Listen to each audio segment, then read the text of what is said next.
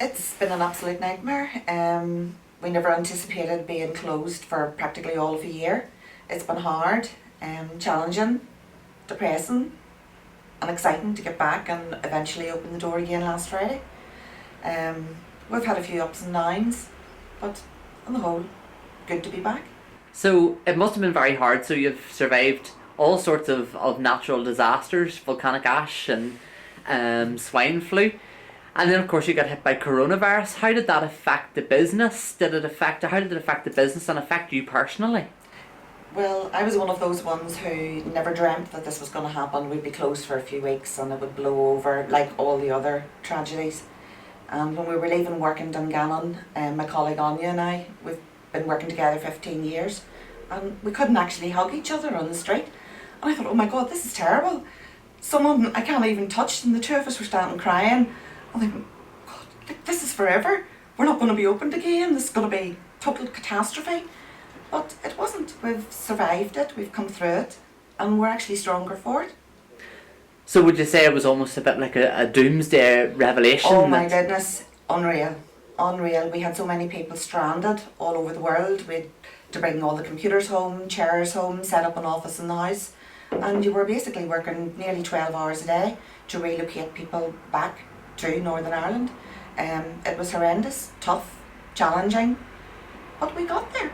And people appreciated for us working to 10, 11 o'clock at night to get them sorted.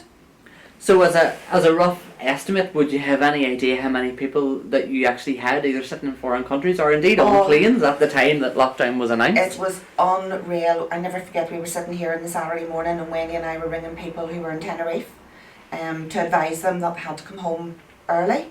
It was, you just didn't know what way to run because things were happening so fast and the lockdown came upon everyone so quickly.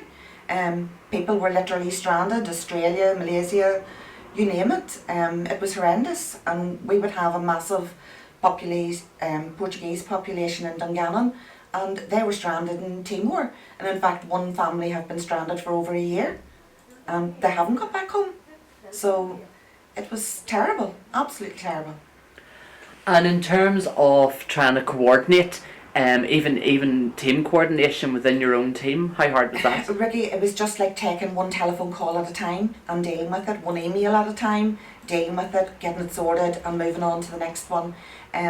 People had no understanding what day of the week it was. We were getting phone calls on a Sunday morning, Saturday night, and one day rolled into another, and you just had to get on with it. So thinking back to where the business came from, you started in Dungannon with a super sure heater. That's right. And now you have the two branches. Well, we've got electric now, so I guess we've moved up in the world. Yes, it's a credit to all the staff that have been so loyal to me over the years. A lot of them are still here, and it's just been fantastic, onwards and upwards. And there'll be great things for travel once this blows over. When the world opens again, it will be great. And in terms of how people's perception of travel now, are people looking at going abroad, or are they looking to stay more in the UK, more at home, or what trends have you seen? No, we have a list. We have a list. When we're given the green light to go, we have to phone so many people they want on the first plane out of here. They've waited over a year now, and some people's holidays have actually been changed 5 times, so they're desperate to get away, as I am myself. And what type of countries are people looking at the minute? Well, it will all be what is on the green, amber and red list, and at the moment the green list, we're hoping from here Portugal will definitely be on it, and maybe Barbados, Jamaica, Israel, Morocco. Those are likely countries that will be on the green list on the 7th of May, so we'd be good to go then. And in terms of things like travel insurance, have you seen any changes in terms of travel insurance packages at the minute? Are travel insurance companies including coronavirus within their packages, or? Well, actually, we've stopped selling travel insurance because the goalposts were forever changing, and what they were going to cover and not cover. There are very good policies out there, but they have gone up considerably in price.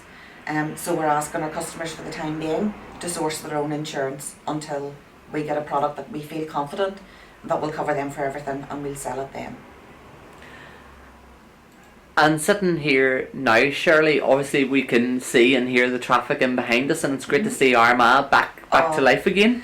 Listen, we weren't the only one affected, and it's great to see all the businesses opening and people walking about with, other than shopping bags, different boutique bags and shoe stores. It's just fantastic. So, what advice would you give to travellers now then, Shirley? If you could give one piece of advice to someone looking to book a holiday, what would it be? Oh, most definitely. Book through your local travel agent. We have been inundated by people who had booked online and were left completely stranded, had no one to contact, and were contacting us. Fair play, we did help people out, but definitely book through your local travel agent. And has that been a big thing? Have you experienced many inquiries then from people who have not maybe booked a holiday through you but have turned to you for advice and to get them home? Turn to us for advice, but have also said never again will they book online. It's just so uncertain. You may save a few pounds, but nothing beats coming in to a trusted travel agent and getting all their expertise and advice. And you know you're going to be safe in the knowledge they will look after you if something happens. And that's testament to what's happened now.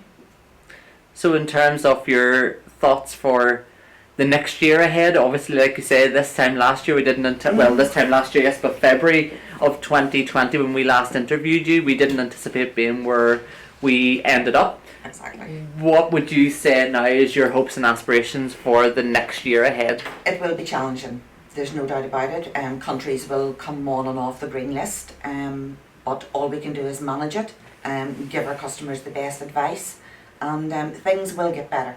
It can't last this way forever, and I would envisage maybe the end of July we'll be back to near normality again.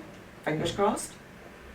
And in terms of the business then moving forwards, have you changed maybe your thoughts about where you're taking the business or where maybe you wanted the business to go? Has that...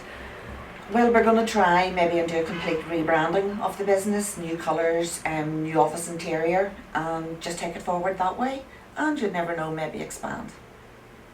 Very good. Well, Shirley, thanks very much and the best of luck for the future. Oh, you're welcome. Thank you very much.